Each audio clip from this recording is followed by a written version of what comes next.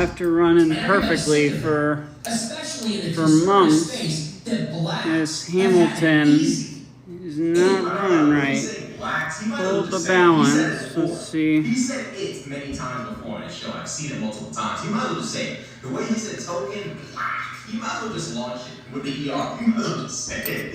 You know what I'm saying? He said it before multiple times. But he's spitting facts. When you're a black conservative and you're making conservative media, you have it easier. People will, I feel like now conservative media has simmered to a point where it really doesn't matter what demographic you are. But back in the day, 2016, 2017, if you were a black conservative, you had even a little bit of charisma, you had a career. You had a career. And the reality is this individual here is correct about Whitlock. He's correct. Whitlock's job is to say things white people can't say and to get paid to do so. And if you are a white political commentator who is racist, you're going to have a harder time building a substantial career than a black conservative who also believes negative things about black people and other demographics. We saw what happened to Candace. Candace used to talk crazy about blacks for years, still does probably to this day. And the moment she decided to speak crazy about the Jewish community, her and Daily Wire were at odds. But it doesn't just end there. The reality is Candace Owens cannot speak ill of one final community, unlike anyone else. Unlike everyone else, Candace Owens has one final community she can never critique, and that is conservative white America. Candace Owens is by no means free. I believe that's what she tweeted out when she was fired. I'm free now. Just stop. Calvin is still your master, okay? Benjamin might not be your master, but Calvin for damn sure still is your master. Don't in any way, shape, or form get ahead of yourself, Candace. Conservative white America still owns you. And if you ever critique them, your audience is gone. And you know it. Nick Fuentes is pointing out the truth about black conservatives. And the only way they're going to realize the shit that they're in is if conservative white Americans just tell them straight up, yo, you are a token. You're a token. And the reality is, black conservatives, for the most part, refuse to listen to black people, no matter what we say. Even black people like me, who are willing to talk about, the gang violence, the urban violence in the black community, even I, right, even someone like myself, cannot get through to a black conservative. It's impossible. It's impossible. You can't get through. They will not listen. They'll never listen. At one point, I thought the only people they'll ever listen to is white liberal, but then they found a way to demonize a white liberal. Now I've realized the only people that will listen to is white conservatives. And even then, I don't really know how many it's going to take before black conservatives finally realize how in deep they're in. Because Fuentes has always been seen as evil and crazy because he is. It's easy to brush off Fuentes. But how long until the rest of what Fuentes is saying becomes popular to say in right-wing media? Because all sorts of crazy things are becoming popular to say. It's not popular to deny. It's not popular to promote. It's not all the stuff Nick Fuentes was toiling away in the shadows doing is now normal on Twitter. Like everyone's just doing it. The shit he used to have to fight tooth and nail to do is now it's like tutorial mode for being a far right winger. All of them do it now and they get away with it. I mean, it's the First Amendment, right? But still, you get my point. There's no real significant pushback. It only stands to reason that if Fuentes could push me over to the window this far now, who's to say what else is going to become popular thanks to him? And he's going viral every other month on TikTok. It's only a matter of time before it becomes popular to speak this way to black people and to black conservatives and for anti-black racism to become a staple of American culture again.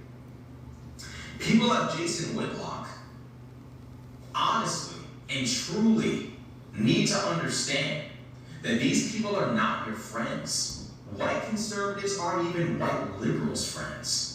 It's like these people don't like you. They're using you. You give them not the dignity of not being called racist for having an opinion. You give them the lie of being able to say, well, I'm not racist. Look at this black guy who's willing to say all the crazy things I can't say, because people will actually treat the ideas as what they are, racist. Now, one of my biggest issues is people don't treat black conservatives with the same scrutiny as white conservatives, and it gives them the ability to sneak these crazy ideas under the Overton window. And now, Check that will. Nick Fuentes becoming more popular now is not just Fuentes waking up every day and streaming. It's a combined effort of all of conservative media boiling up to this point where he is now becoming popular. And now, everyone has to pay the price, not just Jewish folk, but black folk too. He's going on anti-black rants all week now, thanks to that stabbing. So, Jason Whitlock and Tatum seem to think that they can have their cake and eat it too. And it's not going to happen. It's not possible. It's not. A lot of white conservatives have been waiting for a Fuentes. They've been waiting for a popular white commentator who can say all the stuff they want to say. At some point, the black conservative is no longer going to be a marketable stick. At some point, that stick is going to die. At this point, I feel like it's dead. I feel like black conservatives, frankly, don't have that same media appeal that they used to have. They just don't. I'm not seeing it. I didn't bring my oils home. As unfortunate as it is to have to be agreeing with Nick, he's right. Jason Whitlock, you are a token. You are not in any way, shape, or form indicative or emblematic of what the conservative movement actually wants deep down. They don't want to be led by a black person. Look at how much incompetence and buffoonery Donald Trump is able to get away with. You think a black man could get away with even 1/10? Look, they didn't even let Biden. They treat Biden like he's black. You would think, bro, the way they talk about Biden, you would think they would like come after him. Like they talk about Biden, a true friend of the black. But the audacity to look a white man in the eyes in like 1870 or something. Like they talk about Biden like he's black. You can only imagine how they treat a real black man who even acted in any way, shape, or form close to Trump. It's about time black conservatives realize you are on your own. I don't believe in saving conservatives of color from what they've chosen. They've chosen to be POCs, as I say, pets of Caucasians. They've chosen to be the pets of Caucasians. And frankly, when characters like Nick Fuentes and others unleash on them, I enjoy it. I enjoy it, and I feel no need to speak up about it. It's just like the Vivek Ramaswamy stuff. When Ramaswamy was being attacked, and Indians were being attacked, unfortunately, I'm like, bro, don't say anything. Don't try to stop it. This is a canned event that needs to happen. People, Vivek and company needs to see how these people really feel about them deep down. Because it seems like Vivek has bought into this nonsensical narrative that Curtis Yarvin is spreading of like this technocratic billionaire elite that's somehow biologically and spiritually superior to the rest of humanity, which we know is not true. It seems like Vivek perceives himself as being a part of that, and you're not. You are brown. And in America, white supremacy means white supremacy. That Sam Hyde Vivek video is pretty funny. Black with a few $1 million. It means white. White. Get it through your head. Now Vivek every other month is tweeting about how citizenship isn't just about race. It's like, dude, like, if you were liberal, you wouldn't have to be doing this. But now you're going to be spending the rest of your life trying to compel people to believe that citizenship is more than just race. You wouldn't have to do that if you were over here with us here on the left. You've chosen to cozy up to white nationalists, and then you're surprised in 2025 when they're starting to be far more open and upfront than ever. You helped them get to this point. I saw the clip of Ramaswamy saying,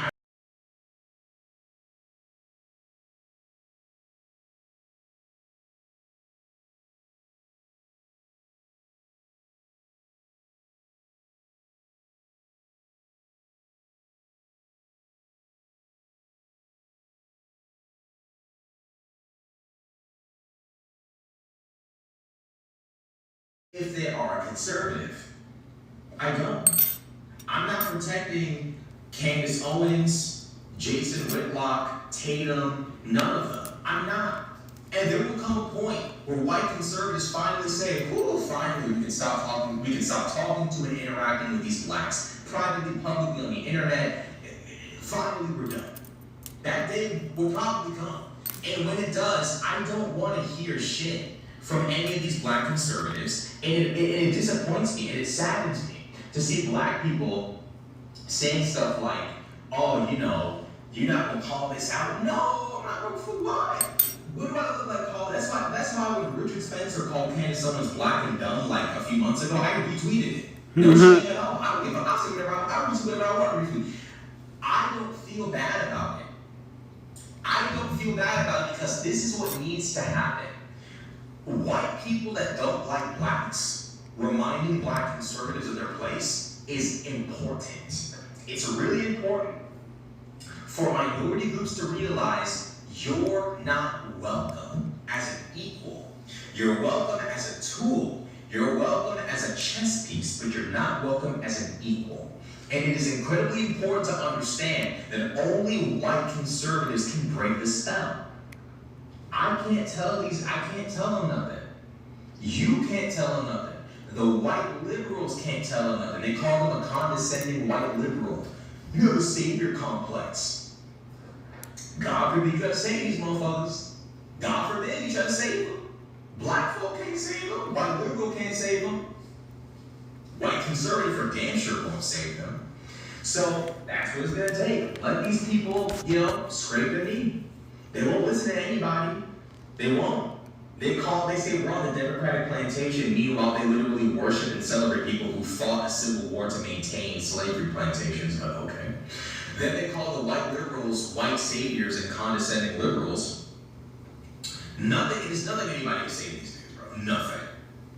It might take this. It's gonna take this. So, frankly, I think it's funny. I think it's hilarious. I think black conservatives need to realize this is the new era of conservative media. Characters like Fuentes and others are the future, and you cannot outrun this. The era of the black conservative is over. It is finished. It is done. They don't need you anymore. Trump is king. Conservatives don't follow the rule of law anymore, at least don't pretend to.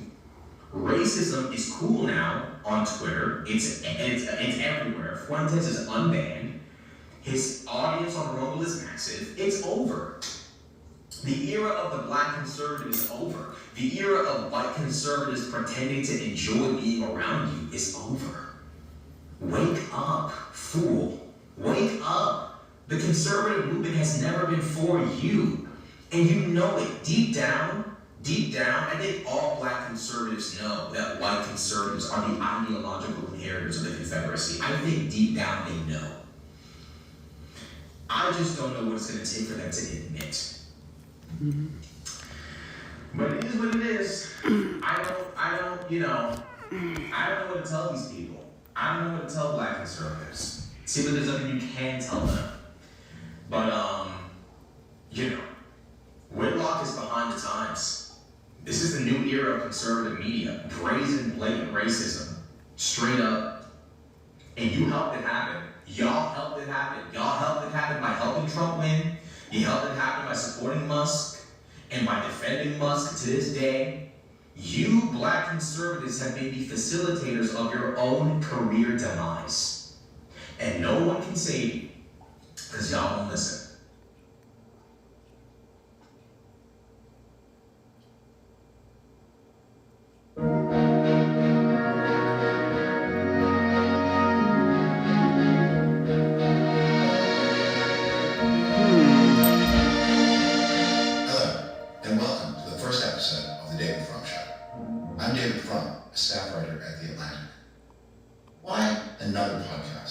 It's a natural question. Yeah, we need more podcasts. That's what we need. It showed that audiovisual content online tended to punch out at the far extremes of American political dialogue. The far left and the far right. The far right having a big advantage. The center ground lay abandoned and seemingly Exactly. barren. That's why I'm a radical centrist. That's not the way things are in real life. In real life, most of us are pretty level-headed people. And we approach the world in a spirit of curiosity, not anger, looking for insights, not insults. Yet, when the sound comes on and the video comes up, things are suddenly different. And the worst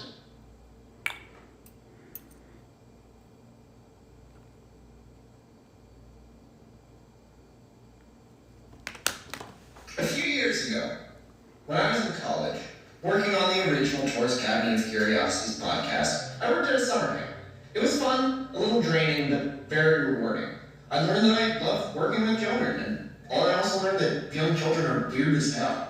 During one of my last weeks at the camp, there was a kid in my cabin group who was intent on saying something more impressive than whatever one particular other kid said. If the other kid said, "I once ate an orange with the peel on," this one kid would say, "I once ate a banana with the peel on."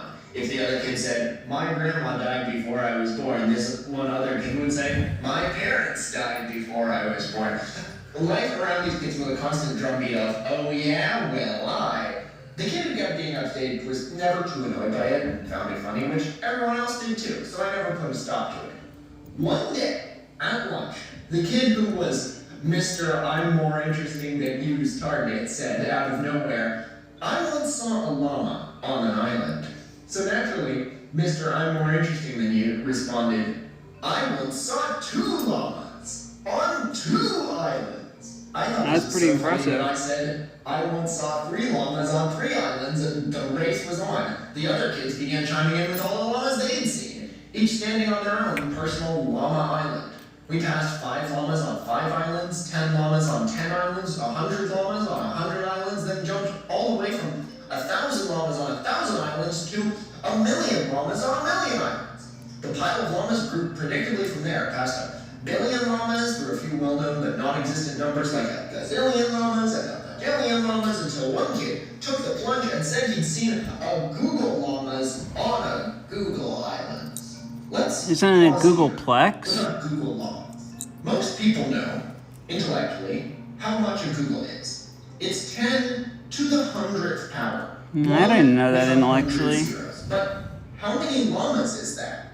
It's probably unsurprising to learn that there are not a Google llamas on Earth. There aren't 2 Google islands either. In fact, there isn't really a Google of anything. There aren't even a Google atoms in the observable universe. Given astronomers' current estimates of the size of the universe, there's somewhere between 10 to the 78th power and 10 to the 82nd power atoms in the observable universe, which sounds reasonably close to a Google on the surface, but remember how those tricky exponents work. Even going with the upper bound of 10 to the 82, we would need a quintillion universes to get to a Google atoms. About as many universes as there are grains of sand on Earth. Now, it's possible that's wrong. The universe could instead be infinite. If the universe is infinite, not only are there definitely a Google atoms in it, there are definitely a Google llamas on a Google islands. There's definitely a planet that's nothing but a shallow ocean with llamas standing on islands. There's definitely a Google of those planets. In an infinite universe, everything that can happen under the laws of physics would happen an infinite number of times in an infinite Actually, I number heard of that places. Therefore, there the would be monkeys infinite writing worlds. Shakespeare Happens to thing end up exactly is like not that. all that Completely our same probable. animals and our same land That even forms. getting them to In write a total, word is there would be hard. 4 more than Google llamas on a Google Islands. But the universe probably isn't infinite, it's just unimaginably vast. But not as unimaginably vast as a Google. Let's return to our llamas and our islands. The conversation over lunch at camp was heating up. A Google wasn't the biggest number these kids knew. After a Google had been brought out, the original kid who started the llamas on islands game dropped an even bigger bombshell. He had seen a Googleplex llamas on a Googleplex islands. He'd just taken this up so many notches. A Googleplex is one with a Google zeros. Consider just how many times larger this is than a Google. 100 zeros may be a lot, but you could write a Google on 1 page of a pocket notebook. It would probably take about a minute or so. There isn't enough space in the entire universe to write a Googleplex. If you printed zeros at 10-point type over every possible flat surface in the universe, the walls of the room you're in right now, the ice on Europa, the roofs of every village schoolhouse in Cameroon, the asteroids in the Kuiper Belt, all the pages of every book ever written, the surface of barren planets and distant galaxies, the full extent of the Australian outback, you'd still be a fraction of the way toward writing a Googleplex. That's not how big the quantity itself is. That's just what it takes to write the number googolplex in conventional notation. Picture that. Now, picture it in comparison how easy it is to write 100 zeros. That's how much larger a googolplex is than a Google. But then, I shut down their silly little game and won, once and for all. I said I'd seen a Graham's number of llamas on a Graham's number of islands. What is Graham's number? How big is that? I'm your host, Tor Parsons, and this is my co-host, Jelly Bitterian, and welcome to Tor's Cabinet of Curiosities.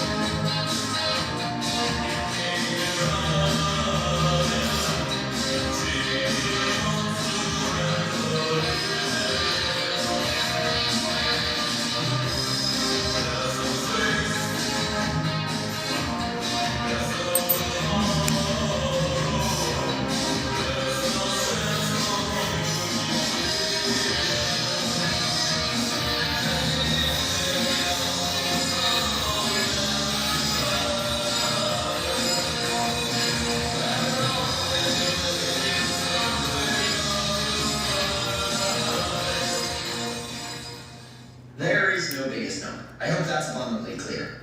The whole point of numbers is that they go on forever, because conceivably, there's an infinite quantity of things you can count.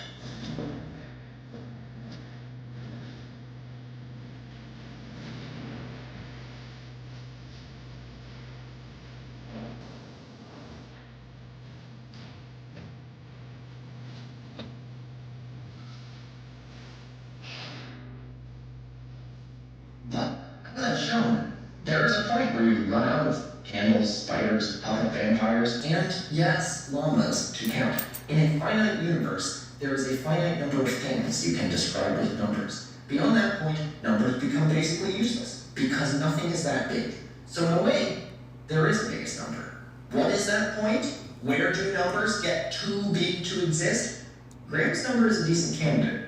None other than the Guinness Book of World Records has certified Graham's number as the biggest number ever used in a mathematical proof. And while the Guinness Book of World Records isn't as reliable a source as they'd like you to think, it's true that when Graham's number was published in 1977, it was the biggest number most mathematicians had ever come across. Graham's number was first calculated by Ronald Graham, who was working on an extremely niche, esoteric problem with very few applications in the real world, as you do when you're a pure mathematician. An oversimplification of the problem would go something like this. Suppose you have a whole bunch of people and they're all divided into several different groups. Doesn't matter how many groups there are, and some people can be in multiple groups at once. Now, start drawing lines between the groups of people so that every group is connected with every other group by one line and one line only. Color some of the lines blue and some of them red. It doesn't need to be evenly 50-50 red and blue. Any combination is fine. Your question is, what is the minimum number of total people possible so that there are at least 4 groups, and all 4 groups are linked to each other by lines of the same color, and everyone is in an even number of groups? This is not the problem Graham was working on. For one thing, his problem involved n-dimensional hypercubes, which sounds like a MacGuffin in a Marvel movie, but is actually a thing that serious mathematicians sit around and think about, including my grandfather and namesake, the original Tor Parsons. N-dimensional figures were sort of his thing. He was a personal friend of Ronald Graham, in fact. Anyway, I'm definitely making my grandfather roll over his grave by saying this, but you can take out the n-dimensional hypercubes and replace them with groups of people, and the problem that leads to Graham's number is still roughly the same. So, Graham found that, understandably, the minimum number of people for this to be possible varies a lot, depending on, among other things, how many lines you color red and how many lines you color blue. He was able to establish bounds on the problem, though. The smallest possible minimum number of people was 6. The largest possible was Graham's number. So, how did he calculate Graham's number? Slowly, getting faster. The simplest way of starting starting with a small number and getting to a bigger one is just counting. 1, 2, 3, you know the deal. But you could add the numbers together instead and grow at a much faster rate. Consider adding 3 plus 3 plus 3 plus 3. Look, you've gotten to 12 already with only 4 numbers. Then, of course, there's multiplication. 3 times 3 times 3 times 3 gets you to 9 times 3 times 3, which gets you to 81. We're out of the world of linear growth now, Toto. We're in exponential land. You could obviously write 3 times 3 times 3 times 3 as an exponent, 3 to the 4th. But from there, we can get into operations that go even faster than ordinary exponents. Something called tetration, where you stack exponents. Check this out. 3 to the 3rd power, to the 3rd power, to the 3rd power. A tower of powers, if you will. You evaluate these from the top down. So in the case of 3 to the 3 to the 3 to the 3 to the 3, you can turn this into 3 to the 3 to the 27. So now your exponent is 3 to the 27 power. 3 times 3 times 3 times 3, etc. 27 times. It shouldn't be a surprise that this is a huge number. It works out to around 7.6 trillion, and we're not done yet. We now need to raise 3 to the 7.6 trillionth power. This results in a number with 3.6 trillion digits. If I added just one more 3, we'd get to a number way bigger than Googleplex, and that's just powers of 3 stacked on top of each other 4 times. The way mathematicians write situations like this is with the number being stacked, 3 in our case, then an up arrow, then the number of times it's being stacked, 4 in our case. That innocuous equation results in a 3.6 trillion digit number. You look at a tetration equation like that, and you're likely to say, what horrible tortures did that up arrow inflict on that 3? How do you get a number so big from just 3, up arrow, 4? So exciting, you can do even swankier shit than this. I promise we'll get around to Graham's number soon. The next operation up, no, we are not stopping yet, is called pentation. Pentation works like this. You have a bunch of towers of powers next to each other. The first one has as many levels as the number being raised at many levels. That is 3 to the 3 to the 3, or 4 to the 4 to the 4 to the 4, or 5 to 5 to 5 to 5 to 5, you get it. Then, whatever the outcome of this first power tower is, becomes the height of the next power tower. The height! Consider that just 3 stacked 3 times is 7.6 trillion. So imagine how big the result of 3 stacked 7.6 trillion times must be. Actually, don't imagine that. Humans aren't made for numbers this big. It's literally impossible to imagine. Then, once you have that unimaginably vast number, you can, if you want, make that number the height of another power tower. The world is your oyster.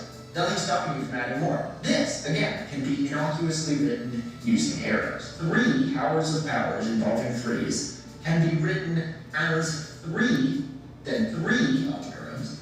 The result is a number so much bigger than a Googleplex that the difference between a Googleplex and a 1 is negligible. One more step.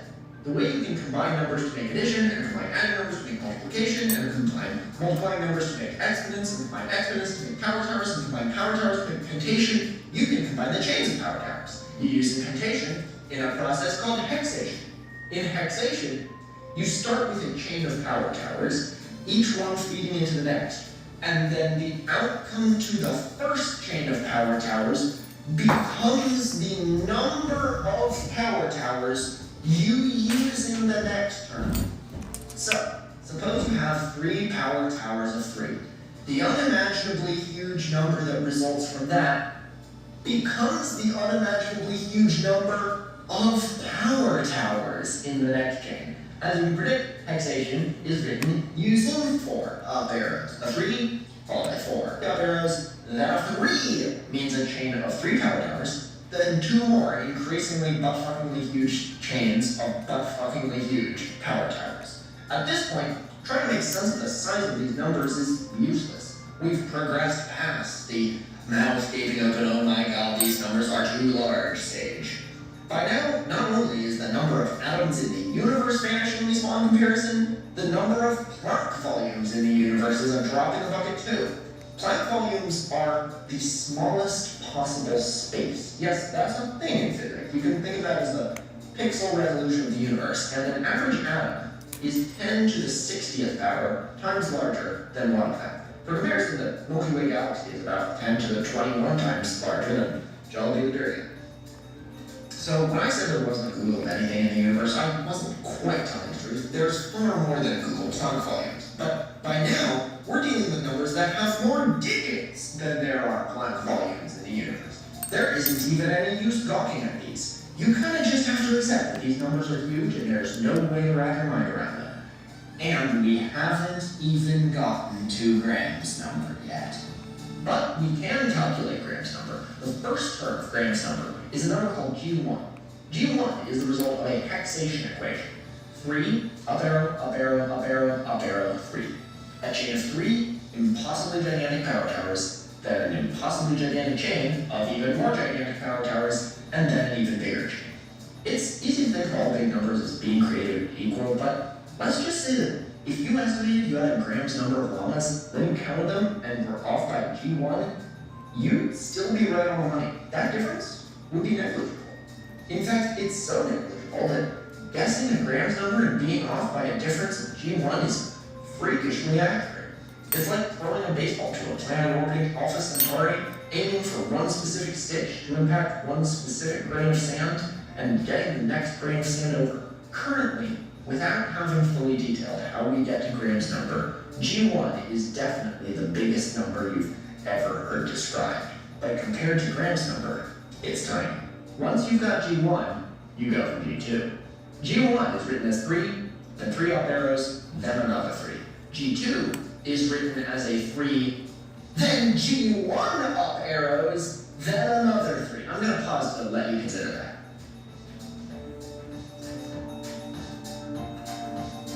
Alright, well, turns out you can't consider it. But what you do to go to G2 from G1 is you take the chain of power towers you used to get G1, and you make that into a chain.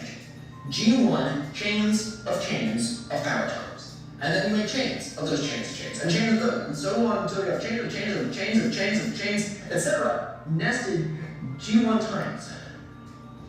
Once you have G2, you do the same thing a G2 number of times to get G3.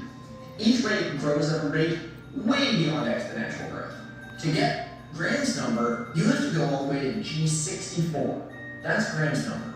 A number so high, there's no word for it. A number so high, the number of digits in the number expressing how many digits it has would be too large to fit in the universe. Planck volume by Planck volume. Probably the largest number anyone, including mathematicians, will ever encounter.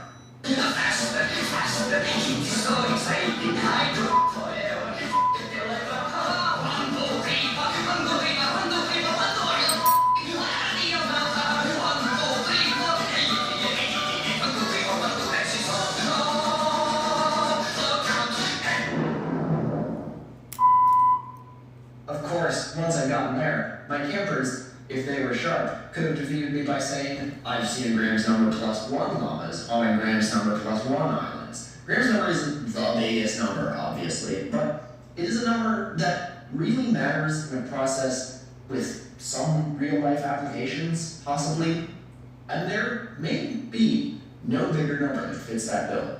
My main source for this episode, Dave Sinha, the head of the University of Oregon Math Department, has this fantastic analogy. So, we here in Oregon, we pride ourselves in growing big pumpkins. They're a national contest for who can grow the biggest pumpkins, and Oregonians often win. But these pumpkins are specifically bred to be gigantic.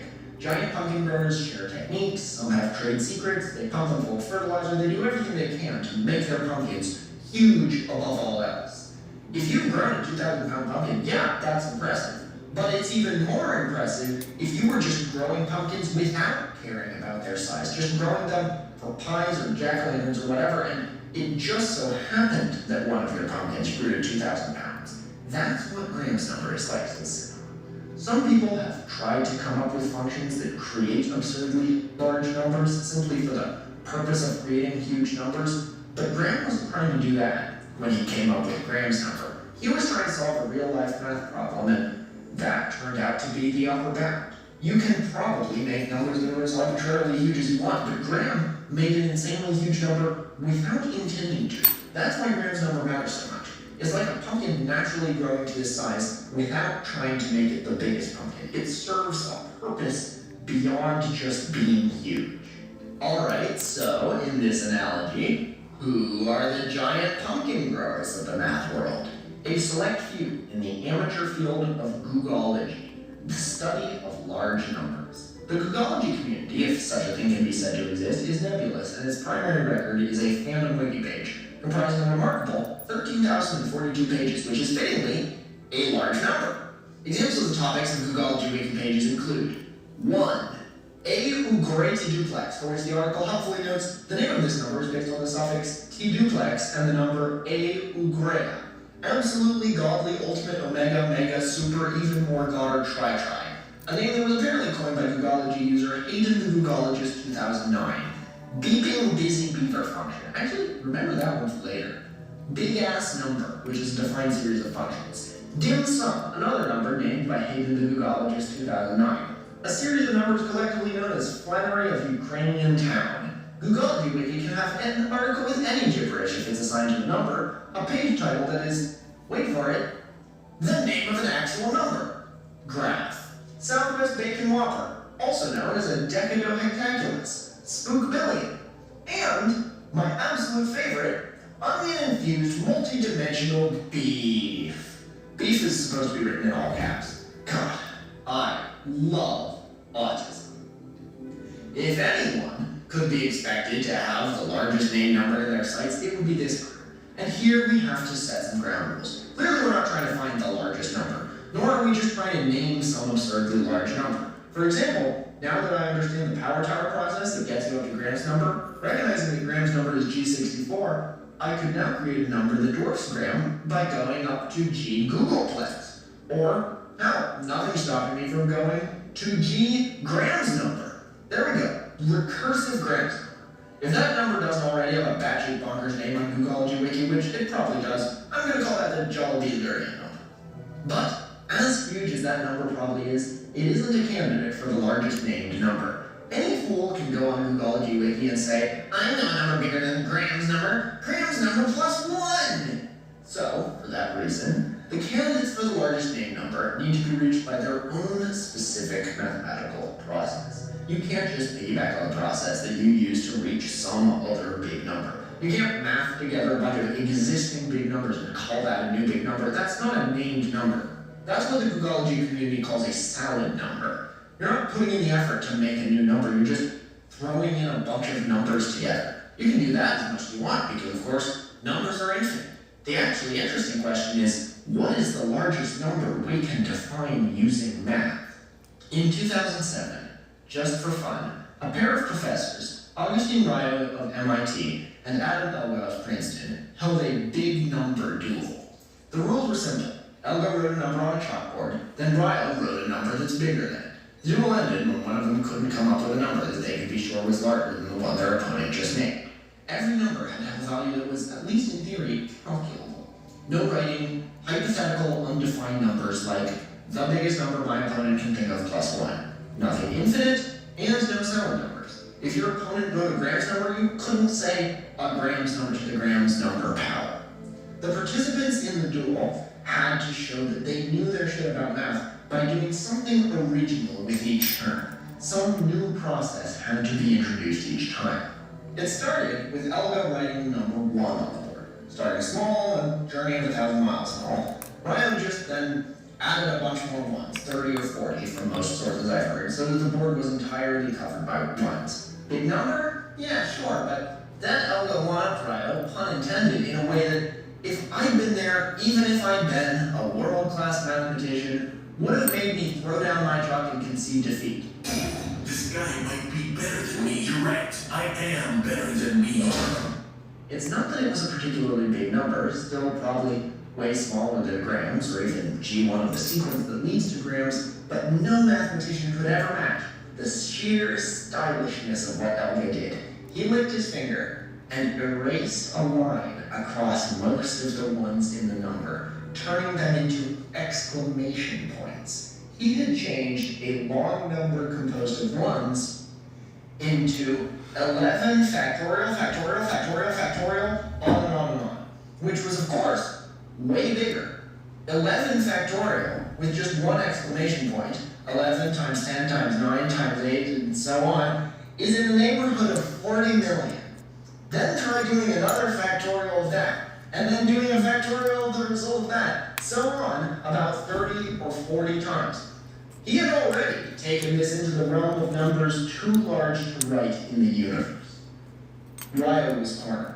If this had been WWE, the folding chair would have been right about to come down over his head. Then, he remembered something, and he went to the board and wrote, "Busy Beaver function of a Google. I told you we'd get back here, right?"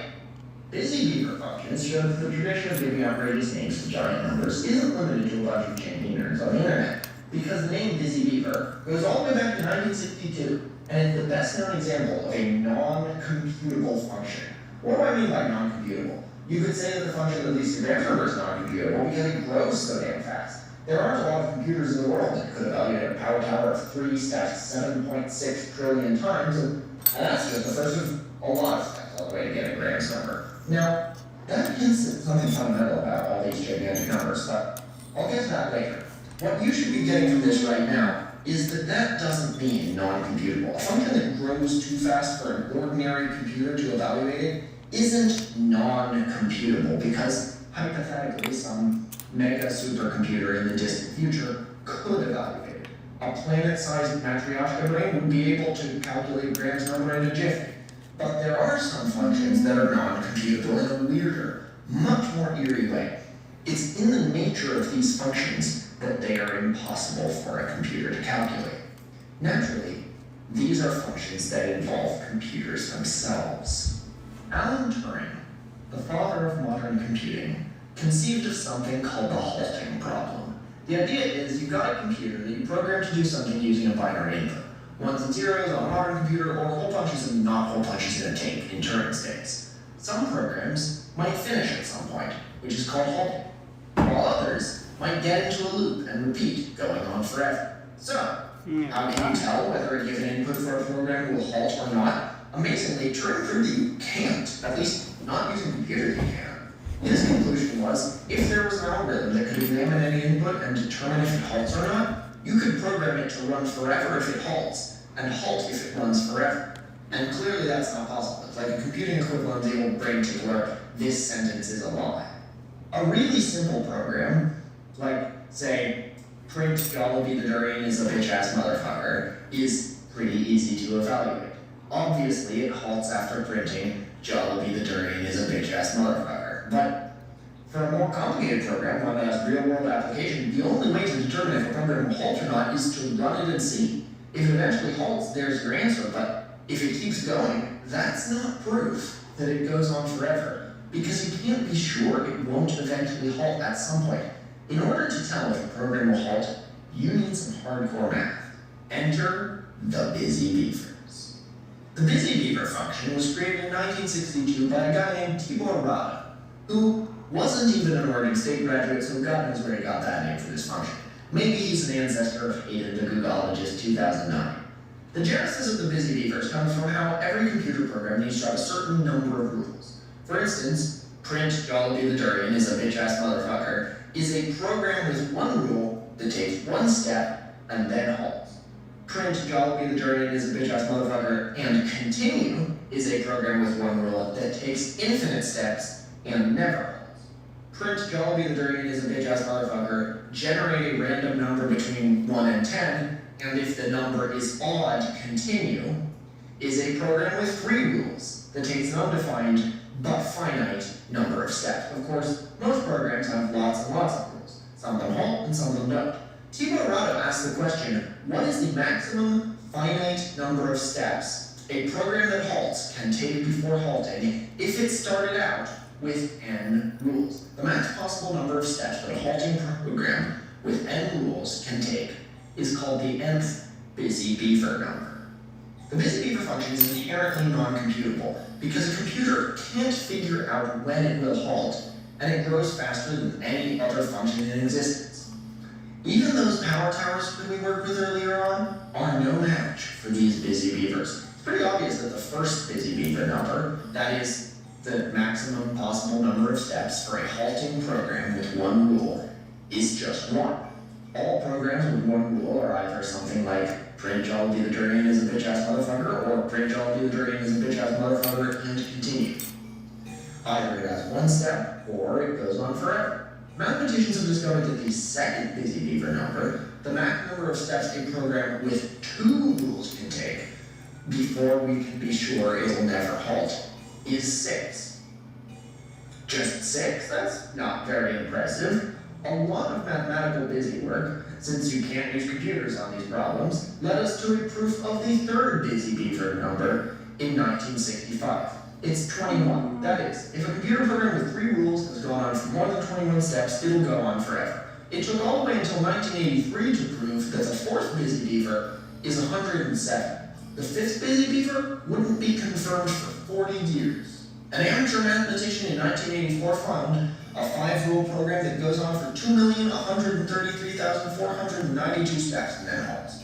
Just 5 years later, a 5-rule program was discovered that only halts after 47 million steps. In 2024, it was proven to be the largest possible 5-rule program, making it the first time in my lifetime a new busy beaver was confirmed. We know that the 6th busy beaver is at least 8.6 quadrillion, and possibly larger. As smirk-inducing as the busy beaver name is, I find the idea of busy beavers to be kind of scary. The idea that there are details of machines we've built that we can't fully understand just doesn't sit right with me. With the rise of AI, unexplainable phenomena within computers are increasingly becoming part of pop culture. Look up lobe, for instance. L-O-A-B, lobe. I promise you won't be disappointed. Other unwanted emotion maybe, but not disappointed. But before lobe, there were the busy beavers, the original ghosts in the machine. Now let's return to the big number duel. Ryle had written the Google busy beaver number, a number we don't know the exact value of and almost definitely never will, but is certainly finite, with an exact value and a huge-ass number.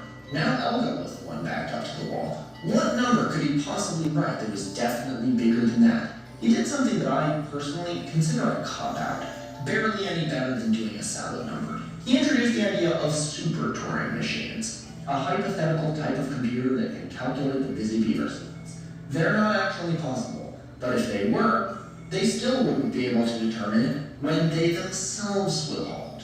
This computer would be able to tell when another computer will halt, but not when it will halt. See where this is going? A super Turing machine necessitates the existence of a super busy beaver sequence. You can take this up as many steps as you want, past super Turing machines to super duper Turing machines, and that's what Elga and Ryo did. Ryo countered with a super duper busy beaver number, and Elga responded with a super duper duper busy beaver number. The referees were beginning to frown on this. It wasn't really within the rules of the big number duel because they were basically just one-upping each other with the same basic idea. So then, Ryo stepped up to the chalkboard, looked Elga in the eye, and finished him. He wrote, "The largest number expressible in the language of first-order set theory with under a Google symbols." First-order set theory is a mathematical language with all sorts of symbols you really don't need to learn about, like upside-down A's and backwards E's and shit. Expressing small numbers in first-order set theory is difficult and cumbersome. You need a lot of symbols just to write one. But bigger numbers are a breeze because you can express them as a result of various functions. You can write the busy beaver function in first-order set theory. You can write the tree function, another fast-growing function beloved among Googologists because the third term of the tree function is already larger than Graham's number. The number Ryo used to win the big number duel is the largest number that allows the use of a Google symbols in first-order set theory. So you can nest the tree function inside itself, you can do the busy beaver number for the Googleplex term of tree, knock yourself out. Interestingly, you can't use Graham's number because of how hard it is to write Graham's number in simplified notation. Think of all the arrows we had to write to get there. Graham's number cannot be expressed with fewer than a Google symbol in first-order set theory, but numbers much larger than it can.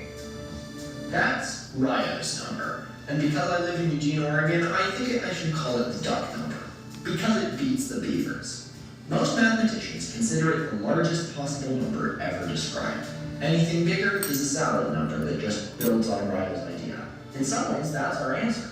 That's where numbers get too big for math to describe them. But is the duck number a number? Or is it just a concept? Is it the idea of a number? Googology Wiki itself cast some doubt on the legitimacy of the big number duel. Top of the page for the big number duel, there's a quote from a YouTube video about the duel that says, "Philosophy and mathematics have no place together. Shame on you, MIT, for allowing this garbage. I guess MIT is turning into an art school now." I think the quote is there because even Googleologists find it funny and absurd that A, there was a big number duel, and B, people have strong opinions on whether it constitutes math. But there's a point to that comment. Keep this in mind. Most of the coverage of the big number duel mistakenly described Ryo and Elga as mathematicians. They're not. They're both professors of philosophy. Maybe the largest named number isn't really a good mathematical question. And what's the first digit of the duck number? How about the last? We don't know. Mathematicians don't even know how they'd start finding the exact value of the duck number.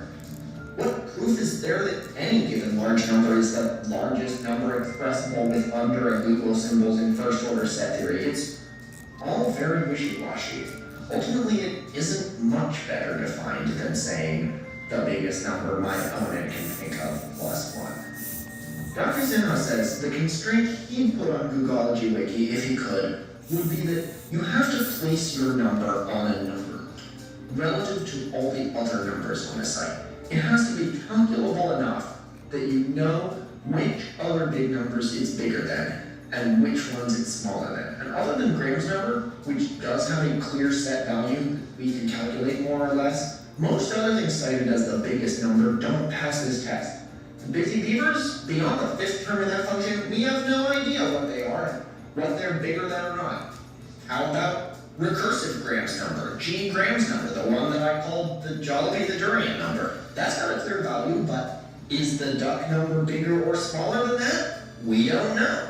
Most of these numbers are just floating around in big number space, unable to be compared to other big numbers or anything tangible. And that's not a number, that's the idea of a number. So then, what's the biggest number for which we know all the digits? There's an answer out there, but I don't think anyone's come up with it. Dr. Sinha certainly didn't know when I asked him. We don't know the exact values of most of the busy beaver numbers. We don't know the exact values for most of the terms of the tree function. We don't even know the exact value of Graham's number. There's a process for calculating the last few digits of Graham's number. We know that it ends in a 7. On the internet, where you can find anything, thank you Al Gore, there exists a 1,600-page document detailing the last 16 million digits of Graham's number. Of course, nowhere close to the whole number. The whole number, again, wouldn't fit in the universe, but we also can't calculate the first digit of it without knowing all the rest of the digits first. We will never know the first digit of Graham's number. So, what's the largest number we, and by we I mean humanity, could calculate if we wanted to? There are no clear estimates as to the total computing capacity of humanity, but all our brains working together are probably stronger than all our computers working together. Computer scientists and neurologists alike are quick to mention that the human brain is not a computer, nor is it anything like a computer. It's not easy to take computing terminology and map it onto the workings of a human brain, but I can tell you this with some confidence. If all 8 billion humans were to gather in the Australian outback and use their collective brain power to function as single neurons in one vast brain, think childhood's end, then we still wouldn't be able to calculate Graham's number within the expected age of the universe. We wouldn't be able to reach a googolplex either, and that's assuming that 8 billion human brains working together create a brain 8 billion times more powerful than humanity. Who knows? Which is a very... This whole hypothetical doesn't We'll get it really figured say out about at work. free will. It's just as fantastical as a super range. What's the largest number you can get to without